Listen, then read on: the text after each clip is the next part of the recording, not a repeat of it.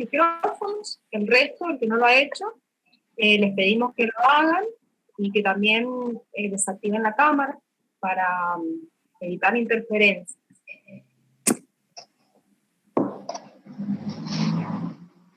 Bueno, me presento. Mi nombre es Cecilia Vargas, yo soy coordinadora disciplinar de la Tecnicatura Superior en Comunicación Social y hoy seré la moderadora de este encuentro. Bueno, les doy formalmente la bienvenida a todos y todas los participantes que se encuentran hoy en la sala. Y bueno, presentamos formalmente la charla abierta denominada Nuevas Tendencias en Comunicación Digital a cargo de la licenciada Claudia Bermejillo. Este encuentro ha sido organizado por el Instituto de Educación Superior 9015 Valle de Uco, la Tecnicatura Superior en Comunicación Social, en conjunto con el área de extensión de dicha institución.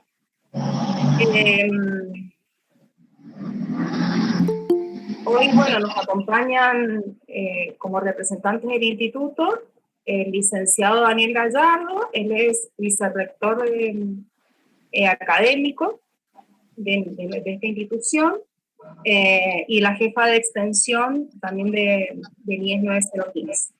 Vamos a darle la palabra a Daniel para que salude y bueno, luego continuamos. Bueno, buenas tardes a todos y todas. Muy cortito lo mío porque en realidad vienen a escuchar justamente a Claudia. Yo institucionalmente agradecerte, Claudia, primero por participar de este ciclo y justamente es un ciclo nuevo que por ahí hablábamos un ratito y contarles a toda la comunidad que nos está escuchando en este momento que justamente el instituto en este contexto de pandemia ha empezado a encontrar algunas herramientas que creemos que son como una oportunidad y potencialmente que tiene una potencialidad muy fuerte en relación a poder llegar a distintos lugares a través de esta virtualidad. Hoy esta charla hubiera tardado mucho más el instituto, tal vez en coordinarla por lugar físico, para trasladarnos, para estar presente en algún lugar. Hoy lo podemos hacer en distintos ámbitos y además desde una comodidad tal vez también de la casa de poder escuchar y seguirnos capacitando y creciendo juntos. Entonces, bueno, nada, agradecerles por la participación. Vamos a seguir institucionalmente haciendo este ciclo de charlas.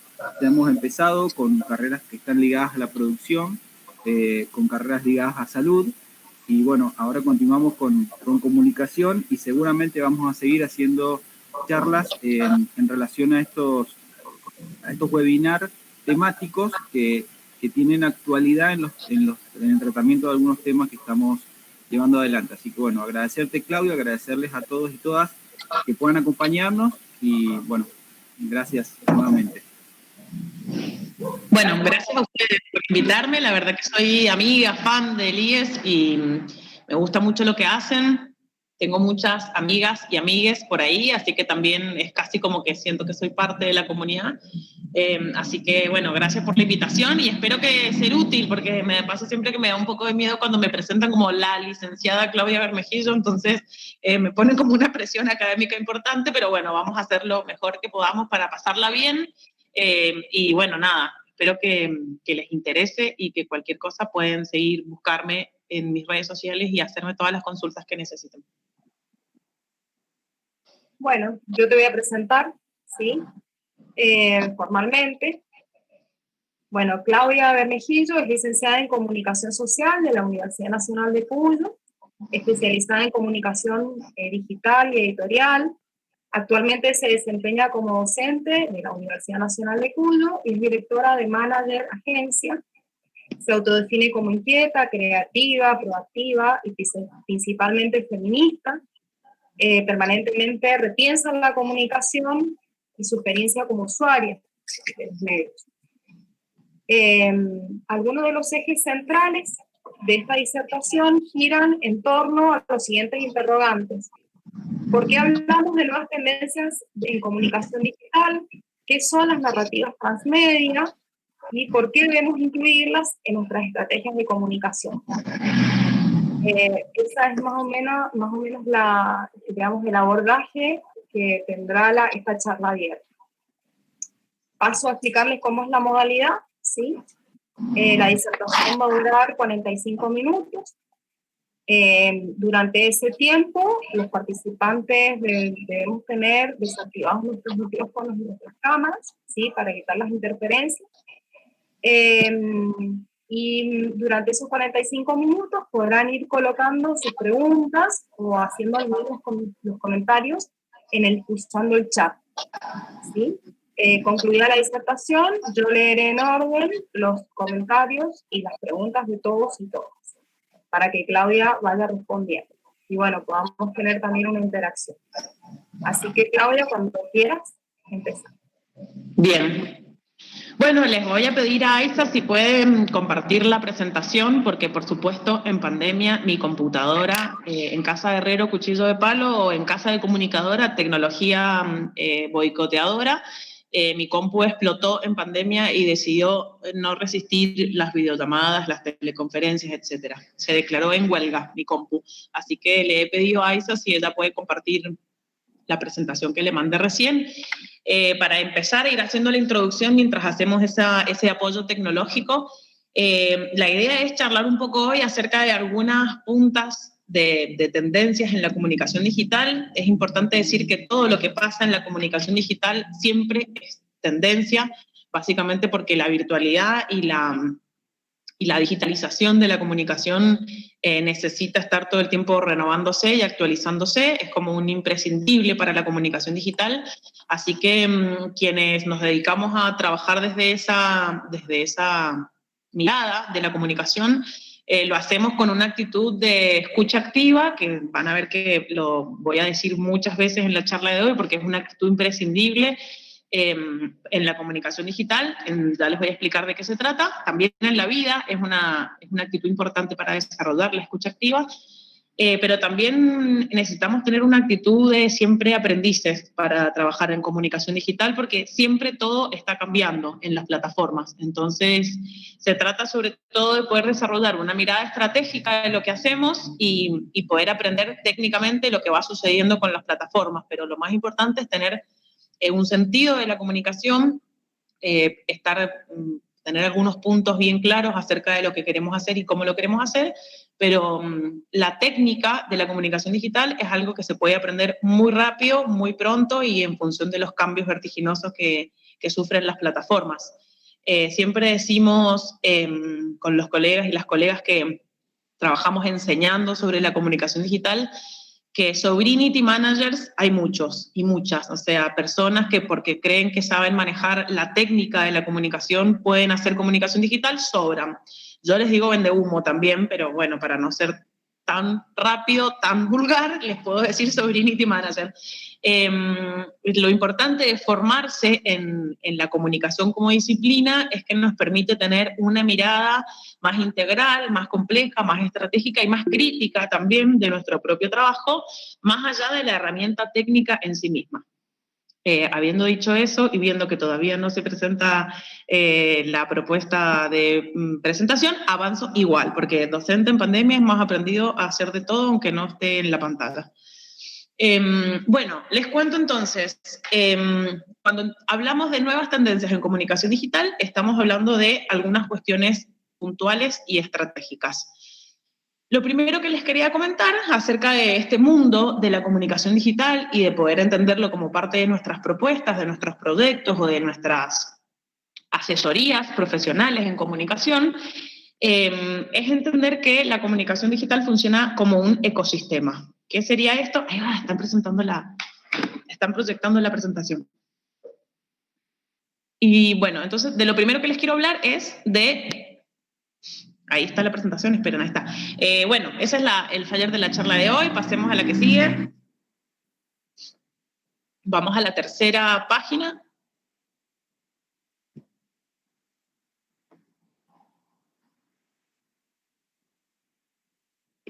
Ahí bien, a esa que dice ecosistema digital.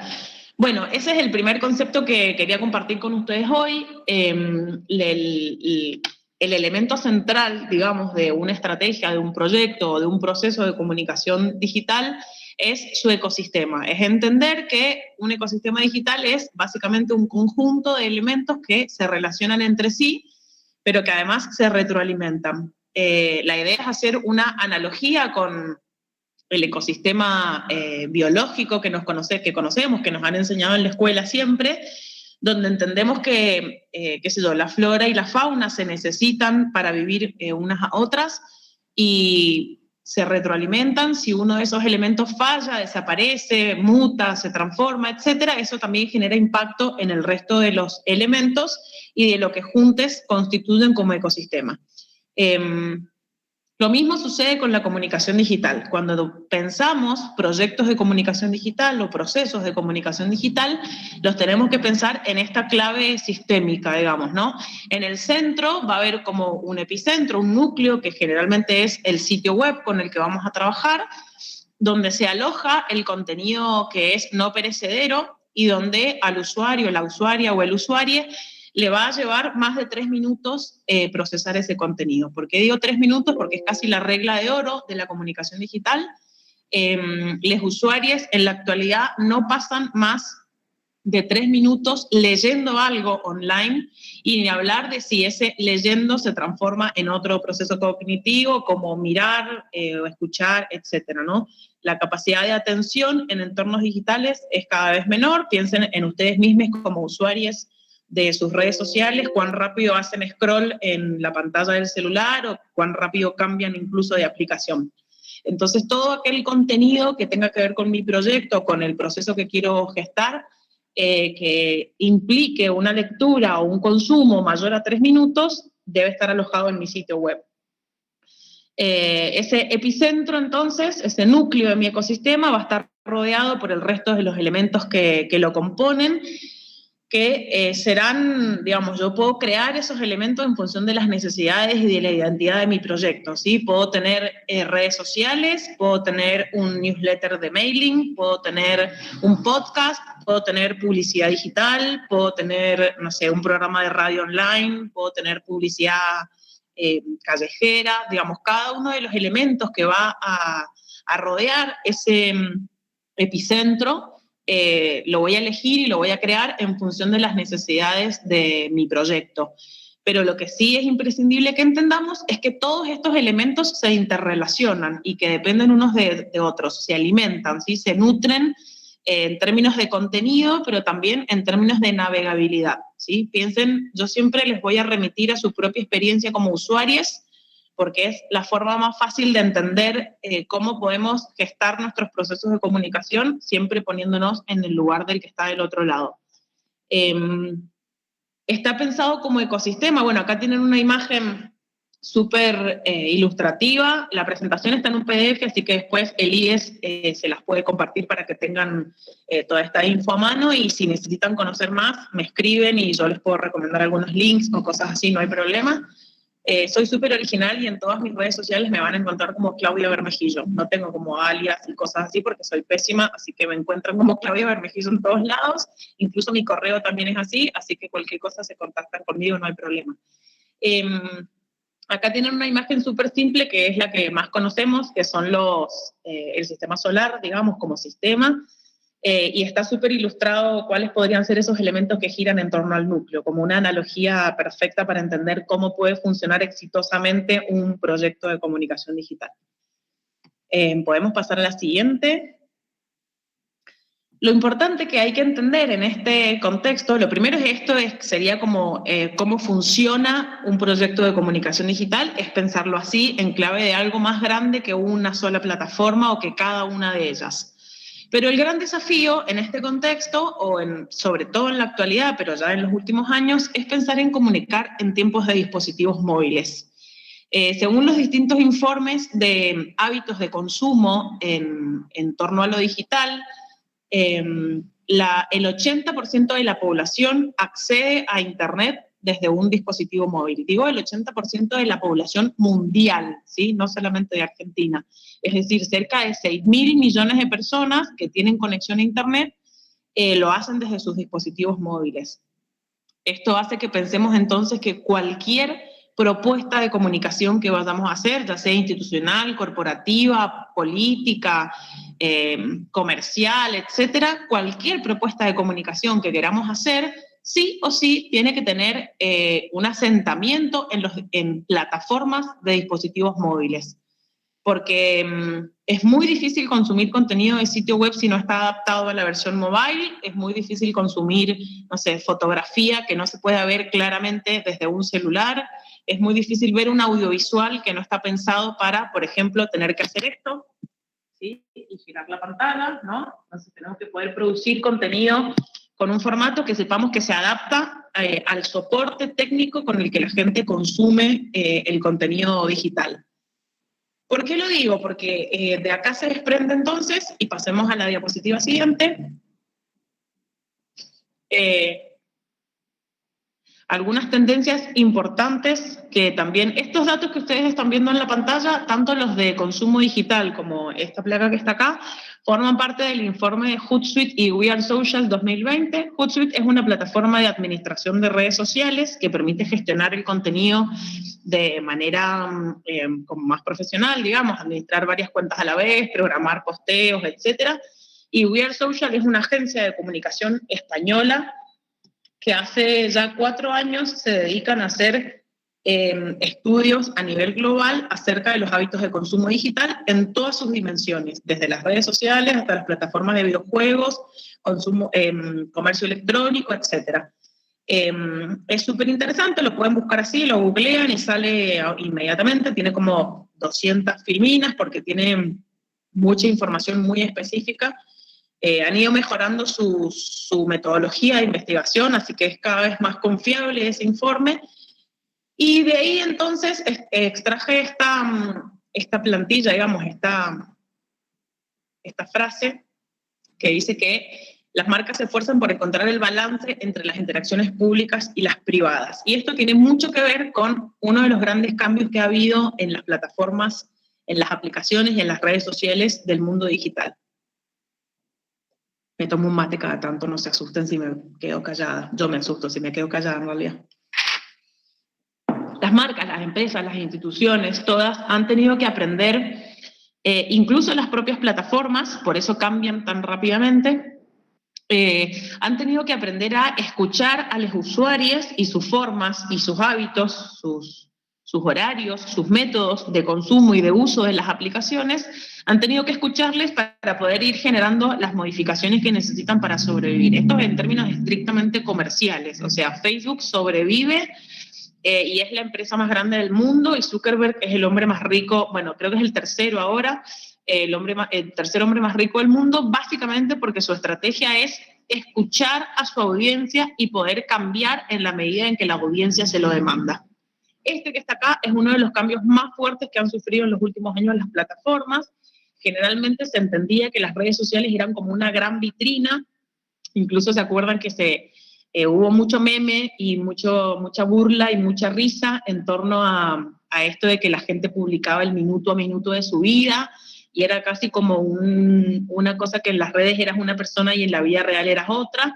Y hubo mucho análisis sociológico también sobre ese comportamiento de las audiencias en las redes y los impactos que eso tenía en la construcción de la subjetividad de las personas, pero todo eso llegó como a un punto de saturación y se generaron estos fuertes cambios en donde tiene que haber como un balance, un equilibrio entre lo que son las redes sociales públicas y las redes sociales privadas. ¿A cuáles me refiero con las redes privadas? Que generalmente nos cuesta entender que son redes sociales por cómo funcionan y por su objetivo, pero lo son. Las dos más importantes son WhatsApp y Messenger de Facebook, que no casualmente son del mismo dueño, que es Mark Zuckerberg, el dueño del casi oligopolio de comunicación digital. Pero fíjense que dice que el 52% del descubrimiento de las marcas, es decir, la primera vez que yo me encuentro con una marca, con un producto, con una institución, es por canales públicos, pero lo que le llaman la conversión, es decir, el momento en el que esa persona que es público, es audiencia en las redes sociales, cuando esa persona pasa de ser audiencia a ser cliente o a ser estudiante o a ser, etcétera, el rol que necesite la institución que la persona asuma, la conversión se da en el nivel privado, ¿sí? Entonces, fíjense, empiecen a pensar en su propia experiencia como usuarios de las distintas plataformas, incluso en los sitios web, en la mayoría encontramos un botón flotante al margen derecho abajo, que es un loguito de WhatsApp, y si yo hago clic, directamente me abre en mi computadora un chat de WhatsApp con la mayoría de las veces es un robot, lo cual personalmente nunca lo recomiendo, siempre recomiendo que sea una persona la que esté del otro lado, donde yo puedo preguntar todo el resto de cosas que me surgen y que me cuestiona la comunicación o el mensaje que estoy encontrando en la vida pública. Si se fijan en su experiencia en Facebook, pasa lo mismo. Por ejemplo, en Marketplace, si vos querés vender algo, Facebook sí o sí te obliga a que la persona únicamente pueda comunicarse con vos a través de un mensaje privado. O sea que cuando llega el momento concreto de poder vender ese producto, ante la posibilidad de vender un producto en Marketplace, la única forma de hacerlo es yendo al mensaje privado.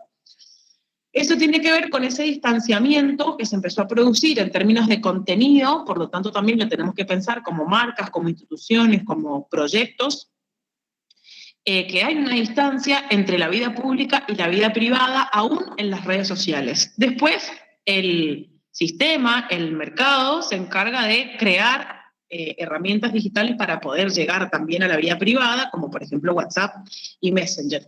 Y esto es solo en el hemisferio, no, ¿cómo se llama? En Occidente, se me fue la palabra.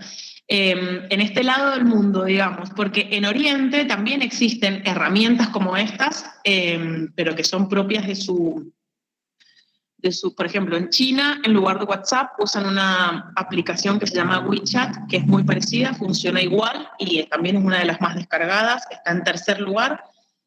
Todos estos datos también los encuentran en el informe de Hootsuite. Y, bueno, muchas plataformas más que tienen que ver con lo privado, como Telegram, que quizás algunas de las que están por aquí la usan.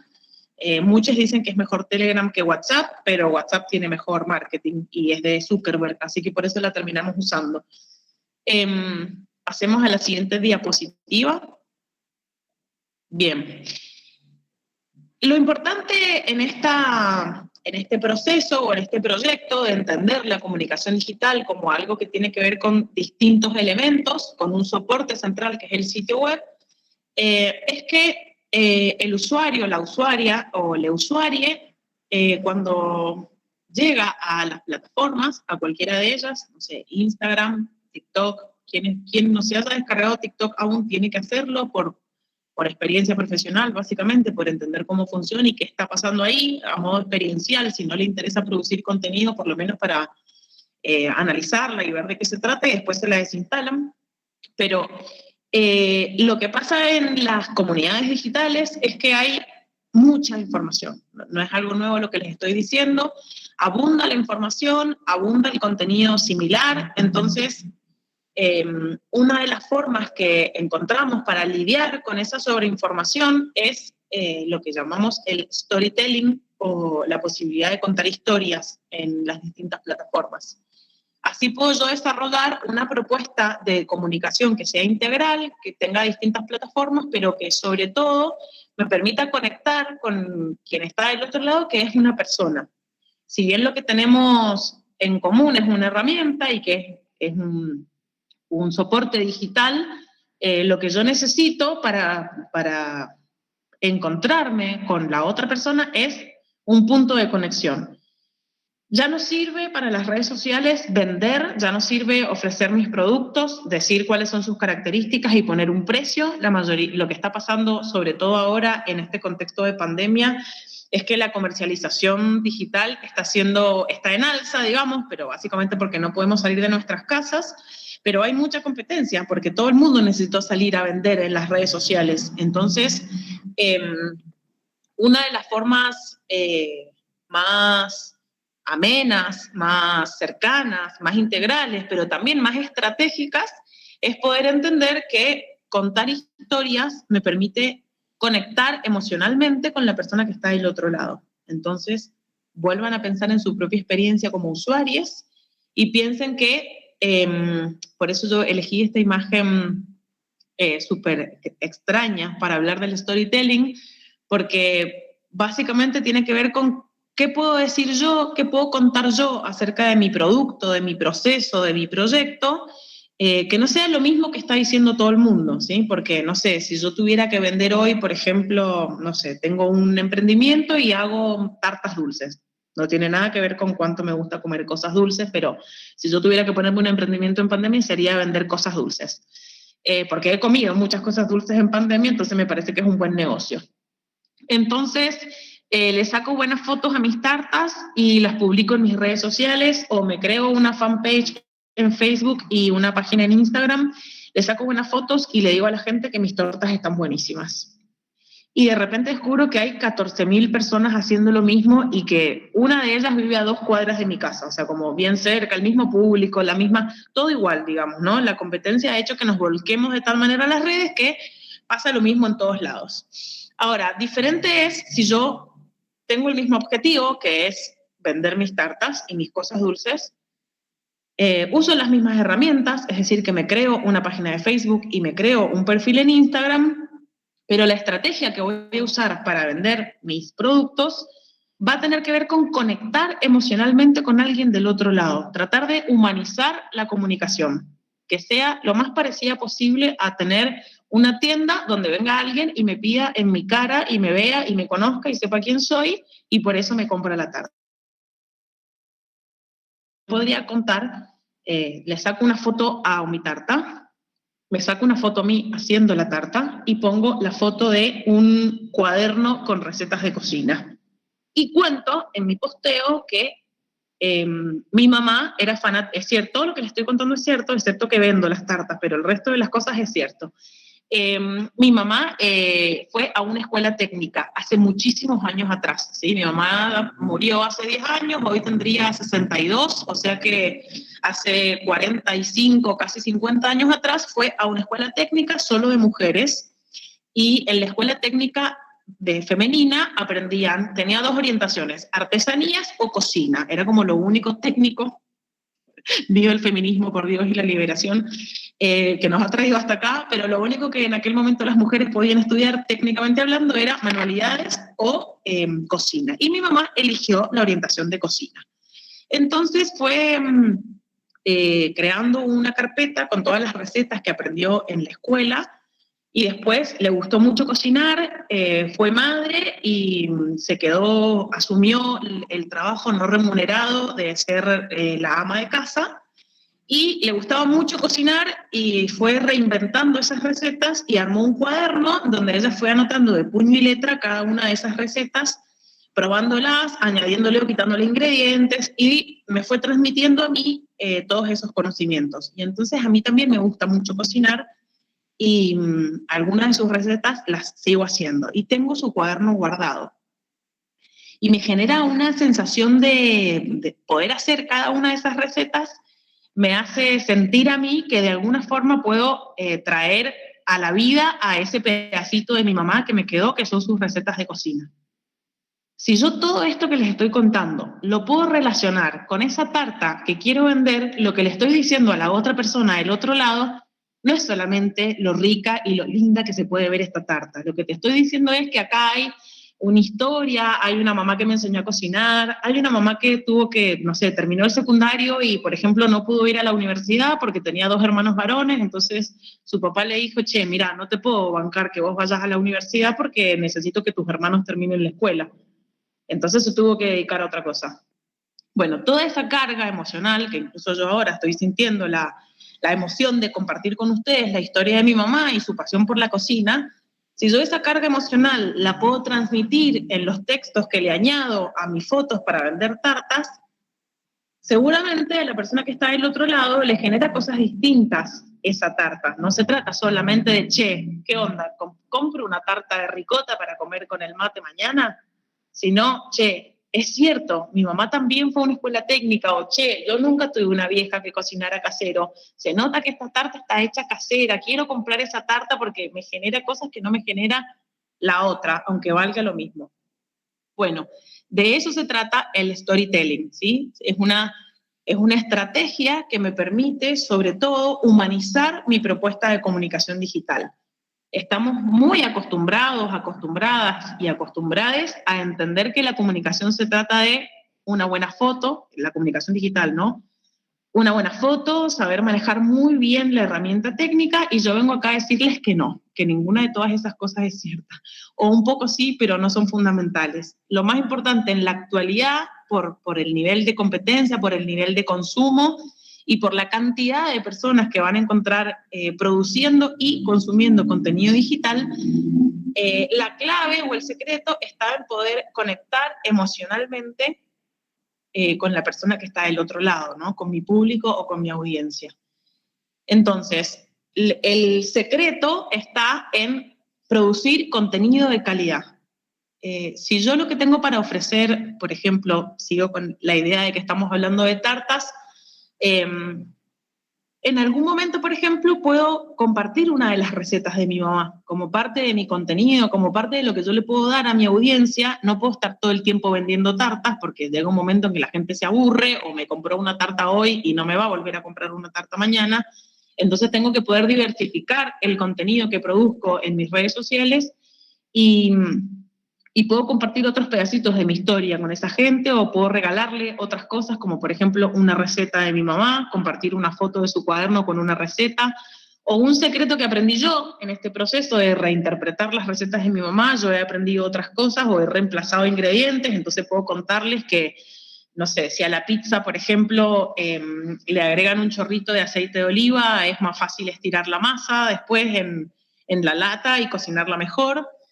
No sé, eso, un secreto, una cosa así que haya aprendido yo en ese proceso, me hace a mí más humana y un poco salta esa barrera tecnológica que nos cuesta tanto asumir o no, o que tenemos tan naturalizada. Bueno, esta mirada estratégica de la comunicación, entender que vale más contar historias y conectar emocionalmente que aprender la técnica, tiene que ver también con distintas técnicas de producción de contenido y con distintos rubros dentro de la comunicación digital. Yo les voy a hablar de dos específicamente, que son el copywriting y el UX. Ahora les explico cada uno. No hay diapositivas para cada uno de ellos, pero sí mucho contenido que tengo para compartirles. Si les interesa alguno de ellos en particular, después me avisan. El copywriting es esta capacidad de producir contenido en texto, ¿no? Producir textos pensados específicamente para plataformas digitales y poder diferenciar el contenido según la plataforma en la que lo voy a utilizar. Y de eso se trata cuando pensamos la comunicación digital como un ecosistema, es poder pensar que yo tengo que lograr que el usuario, la usuaria o la usuaria transite por todos los elementos de ese ecosistema de una manera muy natural y que no le pase que de mi Facebook se va a mi Instagram y encuentra exactamente los mismos posteos con los mismos textos casi automatizados. Igual todos lo hemos hecho alguna vez, no se preocupen, yo también lo asumo, pero el copywriting es esta línea que se especializa dentro de la comunicación digital en producir contenido que se adapta a cada una de las plataformas e incluso a cada una de las experiencias del usuario, la usuaria. Por ejemplo, hay especialistas de copywriting que se dedican específicamente a pensar y repensar los mensajes de alerta que te produce cada una de las plataformas o tu correo electrónico, o cualquier acción que vos, cualquier clic que vayas a hacer dentro de la nube, o sea, el internet, y te aparece un mensaje. Por ejemplo, Mercado Libre, ¿no? Vos haces clic en una cosa y de repente te aparece un mensaje. Haces clic en otro lado y el mensaje es otro. Bueno, para mí Mercado Libre es la plataforma que mejor copywriting tiene, donde cada uno de los mensajes pareciera que está pensado específicamente para vos y que sabe específicamente qué es lo que estás buscando, qué es lo que necesitas o qué es lo que te acaba de suceder. Bueno, eso es copywriting, es la capacidad de pensar y producir contenido en función de la experiencia del usuario, usuaria o usuaria. Y entonces ahí engancho con la siguiente línea, que es UX, que es esto precisamente, la experiencia del usuario. El secreto para producir o para gestionar proyectos de comunicación digital exitosos es entender al que está del otro lado. Eso es la experiencia del usuario. O sea, los profesionales de UX lo que hacen es estar todo el tiempo pensando qué le pasa a la persona cuando, ¿sí? ¿Qué le pasa a la persona cuando quiere comprar un pasaje? ¿Qué le pasa a la persona cuando quiere hacer una reserva en un hotel. Bueno, ninguna de todas esas cosas aplica a este contexto, pero ¿qué le pasa a una persona cuando quiere hacer un curso online? ¿Qué le pasa cuando quiere descargarse Google Meet y no puede? ¿Qué le pasa cuando, sí? Fíjense que todos los que hemos estrenado plataformas de videoconferencia en este tiempo, por ejemplo, termina la videollamada y te pregunta cuál fue tu experiencia, te pide que le des un puntaje, te pide que le digas cuál fue el problema. Si le das 5 estrellas te agradece, si le das 4 estrellas te pregunta cuál fue tu problema, si le das 3 estrellas te pregunta entonces por qué, o bueno, eso, todo eso tiene que ver con la experiencia del usuario. Hay equipos de personas que se dedican a pensar todo el tiempo, a pensar y a testear, ¿no?, distintas formas de responder a las necesidades de los usuarios. Y ahí es donde encaja este concepto con el que empecé la charla, que es la escucha activa. Si bien no todos podemos ser especialistas en copywriting o especialistas en experiencias de usuarios, lo que sí podemos hacer es tener esta capacidad o cultivarla o desarrollarla o buscar desarrollarla, porque a mí me parece que es algo que no está nunca acabado, pero esta actitud de tener la mirada, el oído y la capacidad de aprender todo el tiempo de quien está del otro lado.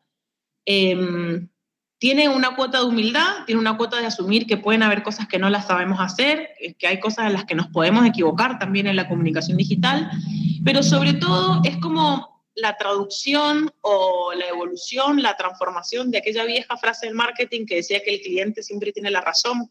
Bueno, acá no sería tan así, no es que creemos que siempre el usuario tiene razón, sino que lo que hay que tratar de mantener en esa actitud de escucha activa es que cada usuario tiene su propia experiencia de lo que está pasando, tiene su propia experiencia con el dispositivo, tiene su propia experiencia con la plataforma, tiene su propia experiencia con nuestro contenido. Si estamos hablando de producir contenido de calidad, que aporte valor y que conecte emocionalmente, entonces esa conexión va a ser particular con cada uno de sus usuarios. Por lo tanto, si yo tengo esa actitud de estar pendiente de mi audiencia, de mi comunidad, voy a poder estar respondiendo o mutando, transformándome siempre en responder a esas necesidades. Por supuesto, siempre siendo fiel a mi identidad, a lo que quiero comunicar, a quién soy, porque si no se genera una confusión comunicacional mucho más grande que la meramente técnica, ¿no?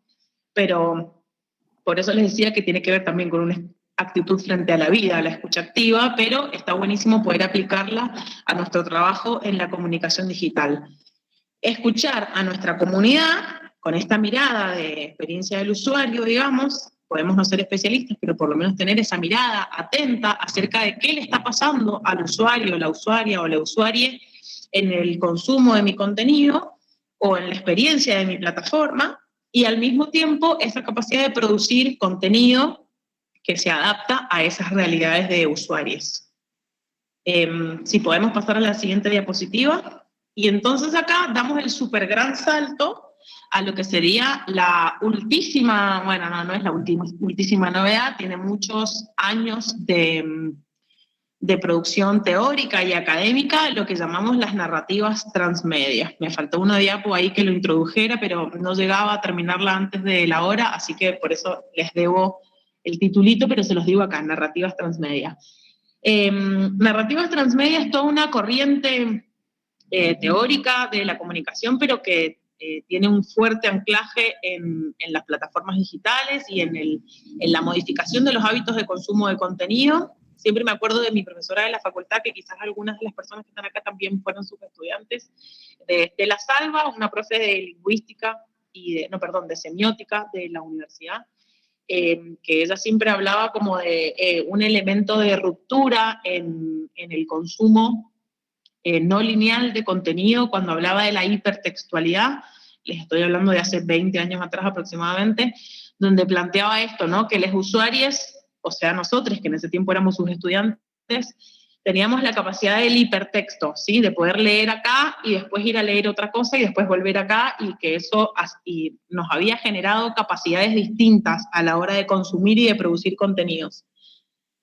Bueno, un poco que se desprende de ahí, de esa mirada semiótica de la producción del contenido, pero también tiene un fuerte anclaje en lo audiovisual, El padre de las narrativas transmedia es Henry Jenkins, con su primer libro que se llama Cultura de la Convergencia.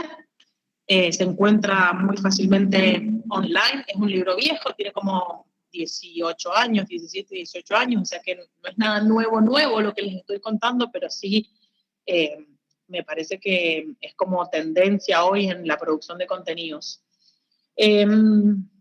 Bueno, y el discípulo actual de Henry Jenkins es Carlos Scolari, que es un argentino nacido en Rosario, que en este momento vive en Barcelona porque hace varios años que se dedica a la investigación de la enseñanza de las narrativas transmedia, así que es docente investigador en la Universidad de Barcelona y muchos otros lugares más. Lo bueno es que cada tanto viene a la Argentina, así que cada tanto podemos disfrutar de algunas charlas o conferencias que da en el marco de un laburo que tiene en la Universidad Nacional de Rosario. ¿Para qué les traigo toda esta cosa, así como esta introducción súper larga sobre las narrativas transmedia? Es porque básicamente se trata como de la superación o la profundización de estas cosas que les he venido contando hasta ahora. Voy a ir, esto va a ser lo último que les cuento, voy a ir cerrando porque estoy en el tiempo que les prometí que iba a durar. Las narrativas transmedia se centran, digamos, o su punto central es entender que los usuarios habitan, consumen y producen contenido en diversas plataformas a la vez, ¿sí? Esta cosa que tenemos de salir de una aplicación y entrar a otra vez les remito a que piensen en su propia experiencia como usuarios.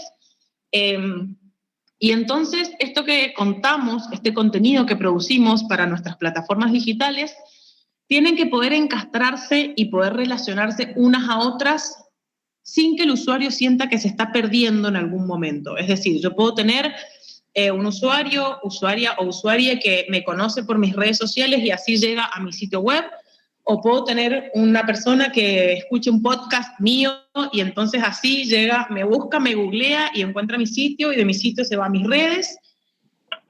Y en cada una de esas plataformas encuentra contenido distinto, pero que se complementa, que se interrelaciona y donde cada una de esas experiencias le va aportando algo nuevo, ya sea en su soporte, en su formato o en su contenido.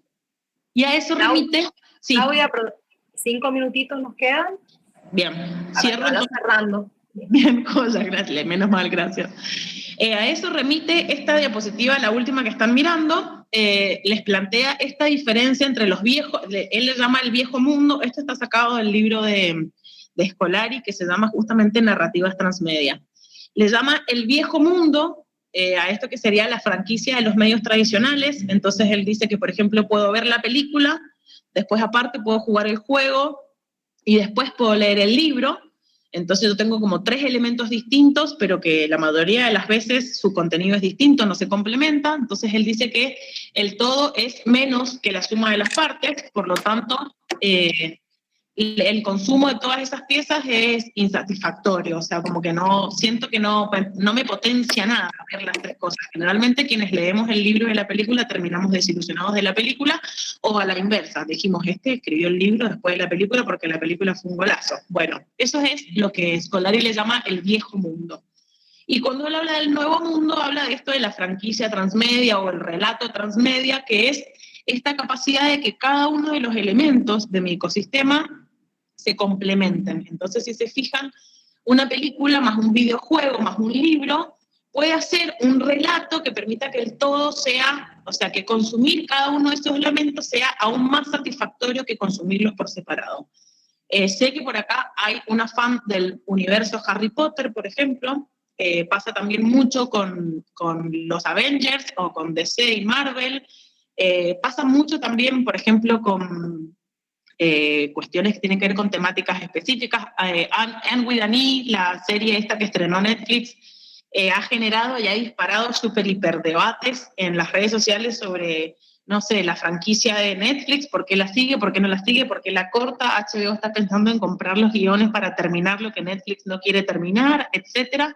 Bueno, todo eso que sucede en las distintas plataformas, y yo voy consumiendo contenido en todas ellas, y me permite tener una experiencia transmedia del relato, ¿sí? Yo puedo, trans significa más allá de, y media es un soporte, un medio, ¿no? Entonces lo transmedia es aquello que puede atravesar y estar más allá del propio soporte y generar un relato que se expande, que crece y que te aporta algo nuevo a cada vez, pero que si no lo consumís del todo no te genera ninguna diferencia.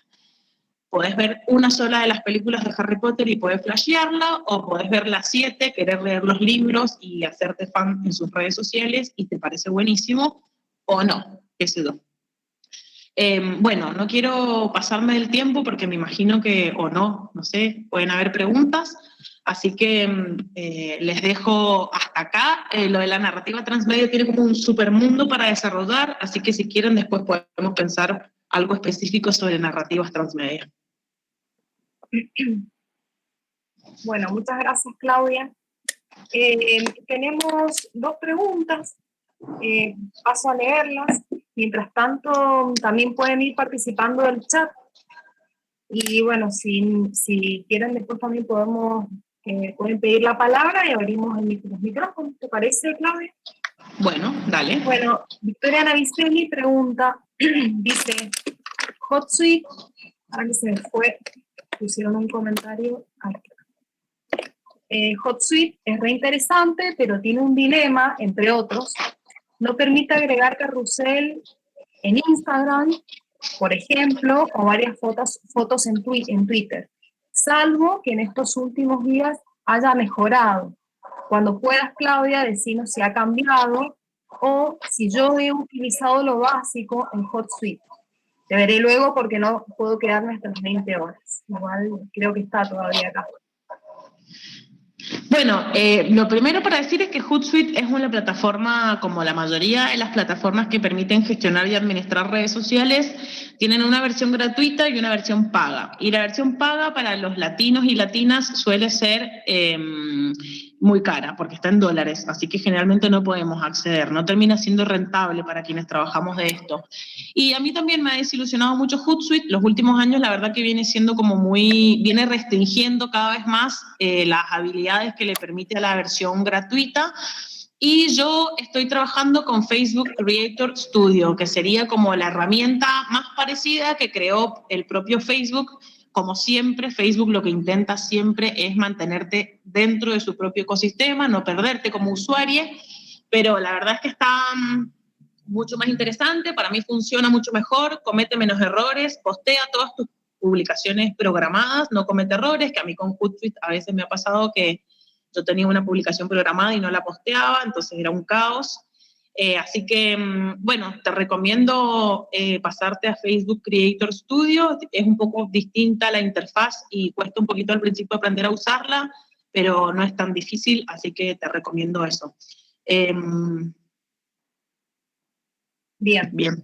Bueno, sigue Victoria, dice otra consulta, copywriting es contenido publicitario, ¿verdad?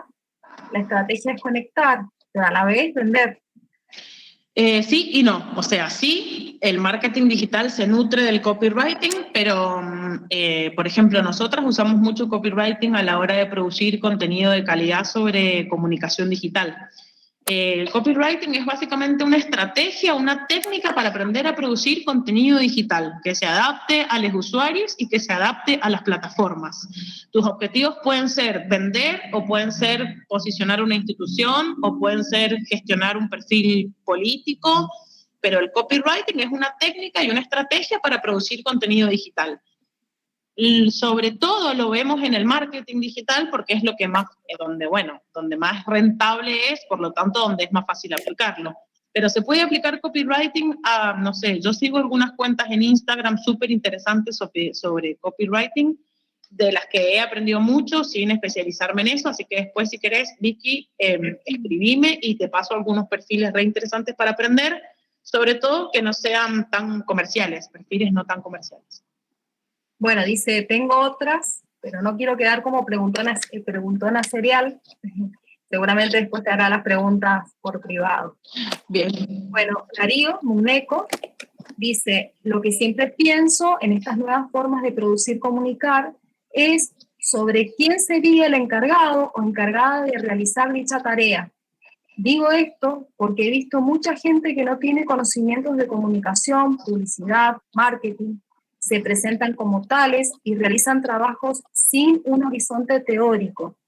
Puede estar bien o mal, pero nos debemos ese pensamiento para saber posicionar las diferentes profesiones. Bueno, tengo algunas cosas que comparto con Darío. Pues empecé la charla diciendo que hay mucho sobrinity manager, ¿sí? Que hay mucho persona común y corriente que cree que porque sabe manejar Facebook o tiene una buena cuenta de Instagram con muchos seguidores, entonces está capacitado para gestionar profesionalmente redes sociales. Lo primero que tengo que decir ante eso es que existen y que van a existir siempre. No somos médicos o médicas donde hay que tener un número de matrícula para ejercer nuestro trabajo. Y también es cierto que la comunicación como oficio siempre ha sido llevada adelante por un montón de gente que no estaba profesionalizada. De hecho, me parece que las ciencias de la comunicación, por decirlo de alguna manera, son una de las profesiones más nuevas, por así decirlo. Qué sé yo, la carrera de comunicación en la UNCUYO tiene 35 años, pero los diarios más viejos de la Argentina solamente tienen 200. O la radio, ¿no? Hace poco celebramos los 200 años de la radio. Entonces, me parece que como profesionales, lo primero que tenemos que asumir es que la comunicación es un derecho y el acceso a la información es un derecho. Entonces, un montón de gente puede dedicarse a producir contenido y eso está buenísimo. Ahora, que nosotros como profesionales formados y capacitados para teóricamente y también prácticamente, porque ustedes, la mayoría han estudiado en la tecnicatura, entonces tienen herramientas prácticas muy concretas, que queramos y debamos ocupar esos roles, un poco también depende de nuestra capacidad para vender ese rol, digamos, para producir contenido profesional y distinguirnos por la calidad de nuestro trabajo. Hay una discusión fuerte en el entorno, digamos, o en el mundo de los profesionales de la comunicación que está teniendo que ver con el Colegio de Comunicadores o el Consejo Profesional de Comunicadores.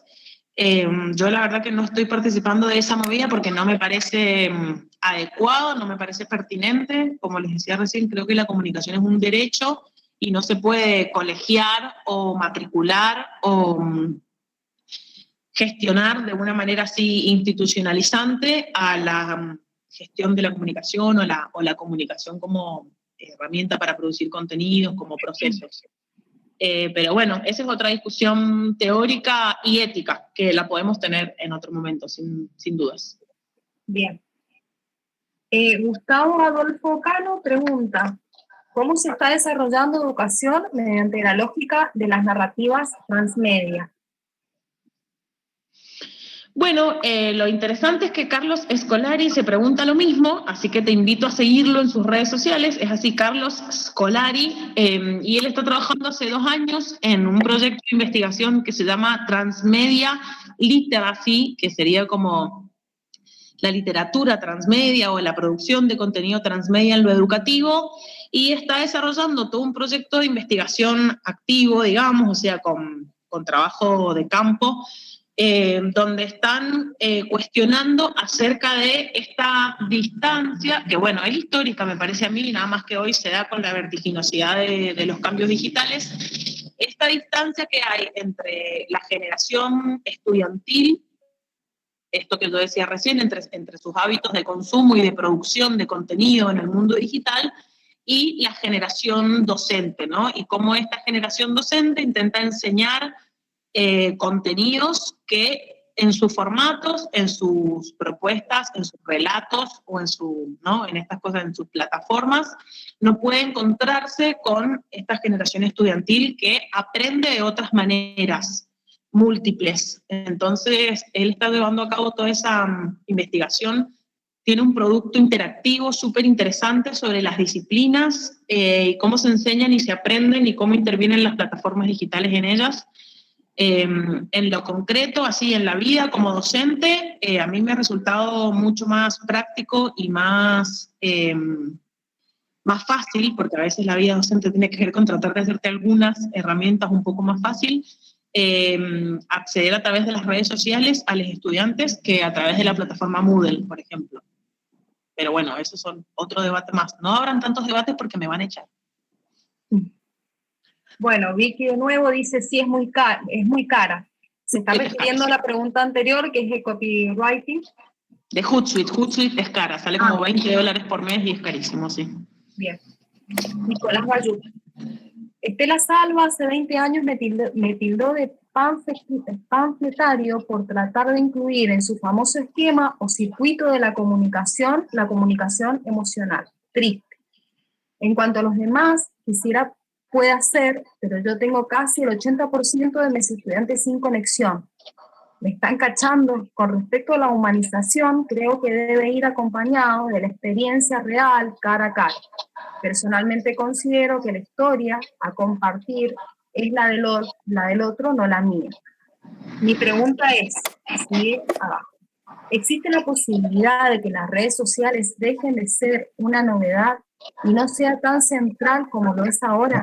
Es decir, todo de ahora en más comunicativamente sea digital. Bueno, tenés como 5 preguntas ahí, Nico. Voy a intentar, no sé si responderlas, pero sí hacer un comentario sobre todas. Con respecto a Estela Salva, levante la mano a quien Estela Salva no lo tildó de algo, nada, no sé, a mí de algo me ha tildado, no me acuerdo de qué, pero seguramente algo me criticó porque era la personalidad de la Estela y bueno, era como amarla u odiarla. Yo cuando fui su estudiante la amé, pero después me encontré con ella en otros espacios. Perdón, cuando fui su estudiante la odié, pero después me encontré con ella en otros espacios y me cayó mucho mejor. Y con respecto a la comunicación emocional, no sé si existe la comunicación emocional así como la nombrás. Me parece que sí tiene que ver con la comunicación o aquello que Václavic decía de la teoría de la comunicación humana y esta dimensión de la comunicación en términos subjetivos, digamos. Y bueno, Estela Salva era muy dogmática también con sus propuestas y bueno, está bien, pero me parece que le hizo grandes aportes al campo de la comunicación, siendo que no era comunicadora, así que creo que también podemos hacer muchos debates después en torno a eso. Con respecto a la conectividad de tus estudiantes, me parece que lo que se ha dado en este contexto de pandemia tiene que ver con un poco esto que les decía recién, que los procesos de enseñanza-aprendizaje no están pensados para... Los procesos de enseñanza-aprendizaje institucionalizados no están pensados para estos niveles de conectividad y de digitalización de la que estamos hablando. Porque, por ejemplo, ¿no? Los planes prepagos de celular te incluyen, mi plan, por ejemplo, me incluye 2 gigas para ver YouTube y TikTok y 6 gigas de datos para el resto de las cosas, ¿no? Entonces, imaginemos que yo 1/3 de lo que pago por mi cuenta de celular la puedo dedicar exclusivamente a consumir contenido audiovisual en YouTube y a consumir TikToks. Si yo pudiera pensar mi propuesta educativa en esas 2 plataformas, probablemente podría llegar a un montón de más estudiantes que sí tienen esas herramientas o que sí tienen esos datos disponibles para lo que generalmente pensamos que es esparcimiento, recreación o estar al pedo con el celular. Si yo pudiera como docente incorporar esas herramientas a mi propuesta educativa, quizás tendría más llegada. Eso por un lado. Y por el otro lado, hay una realidad que tiene que ver con la brecha digital, que existe, de la que no hablé ahora porque me parece que es como muy fuerte, se acentuó aún más en la pandemia y creo que las empresas de telecomunicaciones se han forreado, no lo puedo decir de otra manera, en los usuarios. Me parece que no hay más explicaciones que eso. La brecha digital es enorme. Muchas personas tienen dispositivos, muchas de esas personas no pagan una cuenta mensual por los datos de su celular, entonces no tienen datos, no tienen gigas, no pueden acceder a internet, solo pueden, por ejemplo, mandar WhatsApp. Bueno, habrá que repensar si no podemos pensar procesos de enseñanza-aprendizaje por WhatsApp, no sé. Y después la última pregunta de Nico decía si existe la posibilidad de que las redes dejen de ser una novedad y que no sean tan centrales. No lo sé, Nico, si lo supiera, armaría un negocio para eso, para intentar ganarle a Zuckerberg en algún lugar. La realidad es que voy a tratar de no ser tan apocalíptica, pero creo que el secreto de las plataformas, de las redes sociales, es que como el capitalismo, pueden ir adaptándose a los cambios de era. Y me parece que, no sé, Facebook tiene 20 años, entonces, nada, y en 20 años han pasado miles de cosas. En Argentina casi como 15 presidentes, no sé. Pero, no sé, no puedo decirte ni que sí ni que no, ni que dude que así sea. Lo que sí puedo decirte es que en la actualidad está demostrado que las redes sociales que sobreviven son las que han tenido la capacidad de adaptarse a los tiempos, a los hábitos de consumo y a las características de sus audiencias. Bien, Claudia, no tenemos más preguntas. No sé si alguien más quiere aportar en el chat. ¿Alguien quiere hacer alguna pregunta? O podemos abrir el micrófono si alguien quiere preguntar algo. O interactuar, o hacer algún comentario, o responder lo contrario a lo que dije yo, también está permitido. Para nada tengo la solución a todos los problemas, al contrario, suelo tener más problemas que soluciones. Bueno, ¿te parece que demos 2 minutitos más? A ver si alguien más quiere hacer alguna pregunta o comentario. Dale, esperemos a ver si alguien se anima para conversar un rato y que no sea solo yo. Acá Gustavo Adolfo Cano dice, se ríe, dice, fue genial. Bueno, gracias. Bueno, en el mientras tanto, porque no me gustan los silencios, les cuento que me pueden hacer consultas, preguntas o lo que sea. Me buscan en las redes, estoy en Facebook, en Instagram, como Claudia Bermejillo, y creo que mi Twitter es Clau Bermejillo, pero algo así que nada, me pueden seguir haciendo preguntas. Vicky, lo del storytelling es un mundo re interesante y está buenísimo para pensarlo como algo más allá del marketing digital. O incluso para producir contenido que sea interesante y cálido para el otro lado, ¿no? Me parece que contar historias es una de las cosas más lindas que sabemos hacerles comunicadores, y durante mucho tiempo nos han acostumbrado a escribir como muy formalmente, muy institucionalmente o corporativamente o periodísticamente, y entonces nada, ese contenido no compite con las audiencias que tienen tanto ahí. Entonces, claro, sí, dice que es una forma de romper con la pirámide invertida. Es una forma de romper con ese ruido enorme. Ahí pregunta Nico de nuevo si hay... ¿Hay conexión o contradicción entre comunicación humana y comunicación digital? Depende de dónde te pares teóricamente. Si te vas a parar teóricamente desde la escuela de Frankfurt y su perspectiva de comunicación crítica, seguramente te va a decir que sí, que hay una fuerte contradicción. Yo hago un esfuerzo enorme por atravesar esas contradicciones o por integrarlas a mi vida misma, porque nada, como me pasa entre la maternidad y el trabajo, entre el estudio, la profesionalización y el traer la guita para comer en mi casa, trato de integrar esas contradicciones y vivirlas y atravesarlas. Me pasa siempre, y sobre todo cuando tengo que preparar una charla para colegas o para estudiantes y docentes, me pasa que las atravieso de nuevo esas contradicciones, porque yo fui formada en la universidad pública con un pensamiento crítico súper fuerte, y soy docente de la universidad pública también, y me cuesta un huevo, lo voy a decir así, o un ovario, dedicarme profesionalmente a la comunicación digital, y casi como que soy mal vista, por así decirlo, porque me dedico a esto, porque piensan que es como esto, ¿no? Como nada, soy una servil funcionaria del capitalismo en algunas cosas, pero yo creo que producir contenido de calidad para mis audiencias, para mis comunidades digitales, es también una forma de habitar esos nuevos mundos y poder decir otras cosas. No sé, quizás suena como muy utópico, no sé, me siento una ñoña diciéndotelo, pero me parece que hay mucho para estudiar al respecto, y también creo que no hay marcha atrás en términos de virtualidad, conectividad y digitalización de la comunicación. Entonces creo que hay que conquistar esos mundos. Yo siempre digo que para dar batalla hay que tener las mismas herramientas que el enemigo, porque si no nos quedamos siempre atrás. Y creo que la comunicación y la formación universitaria o terciaria va un poco corriendo por detrás de estas cosas, y por eso terminamos un poco afuera. Bien, Gustavo dice, me quedé pensando en las propuestas educativas de entornos que van más allá de la de Moodle. ¿Qué otras crees que pueden ser más dinámicas y que sean tan accesibles como Moodle?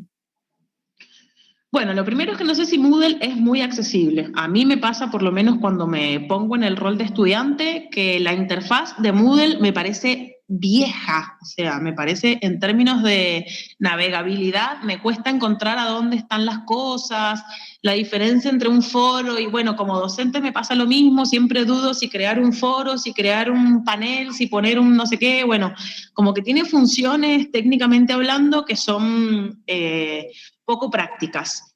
Mi compañero, mi pareja, también es docente en el nivel primario y él experimentó en la pandemia, apenas nos mandaron a la casa, él experimentó con Edmodo, que es una plataforma de acceso gratuita. También pueden usar Classroom, que tiene funciones parecidas. Y su interfaz es, o sea, la interfaz es lo que vemos como usuarios, ¿sí? Lo que se nos aparece adelante.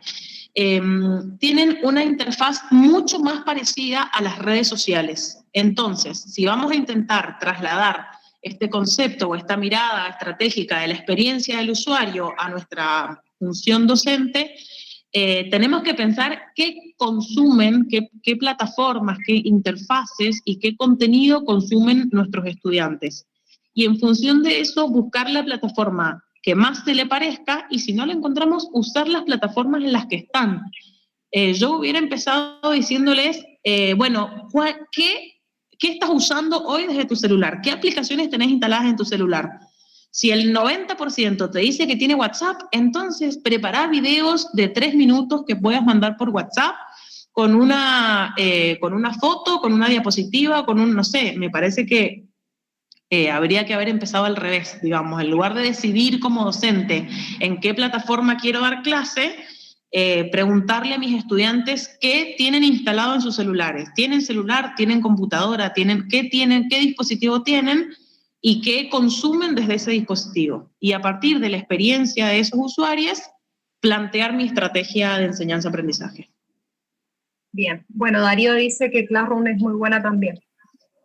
Sí, y es gratis, sobre todo. Y si es de Google, tiene muchos beneficios más, porque si usas Classroom, tenés mejor relación con YouTube, tenés mejor relación con Google Drive. Al ser de Google, tiene más facilidades para conectar con el resto de los elementos de Google, entonces también tenés facilidades, qué sé yo, el Google Calendar, entonces... Pero bueno, la realidad es que no estábamos preparados para asumir estos desafíos en este contexto tan rápido, ni como docentes ni como estudiantes. Ha sido para mí como nada, ¿no? A mí, por lo menos como docente, me llevó 2 o 3 meses asumir que esto era para largo y que yo tenía que repensar mis estrategias. Así que, mi pobre, me imagino que para los estudiantes esto debe haber sido peor. Bueno, por último, Gustavo, clarísimo, gracias. No tenemos más preguntas. Bueno, gracias a ustedes, me parecieron re interesantes las preguntas, abrieron muchos puntos de debate, así que si quieren las seguimos, armo ahí unos posteos para mis redes y se van ahí a discutir conmigo por Instagram o por Facebook y con el resto de los colegas que no han participado de esta reunión, o en el Facebook Live que quedó ahí en el Facebook del IES, ha quedado la charla, así que si quieren nos vamos ahí a los comentarios a seguir charlando sobre este tema. Buenísimo. Bueno, agradecemos a todos y todas por haber participado de esta disertación, principalmente a Claudia por compartir sus conocimientos y experiencias con nosotros. Yo los saludo y en nombre también del Instituto de Educación Superior les agradezco la participación. También decirles que les va a llegar una encuesta por correo, ¿sí? Para que nos digan qué les ha parecido esta charla abierta. Y bueno, es interesante por ahí seguir en otro ciclo de charlas. Lo dejamos abierto. Y bueno, pueden ver toda la disertación completa en la fanpage de IES, Valle de Uco. Bueno, gracias, saludos ahí en el chat, siguen preguntando cosas, Piqui, te respondo por privado, no hay problema, o en los comentarios del live. Gracias Darío, Mariana, ahí, les amigues que han estado, que son del IES, pero que también son amigues de la vida, así que gracias. Gracias por invitarme, nos vemos en la próxima. Bueno, Claudia, muchas gracias. Gracias a todos por participar. Ahí están todos los saludos en el chat. Gracias, Mariana. Abrazos, chao. Chao, chao, chao.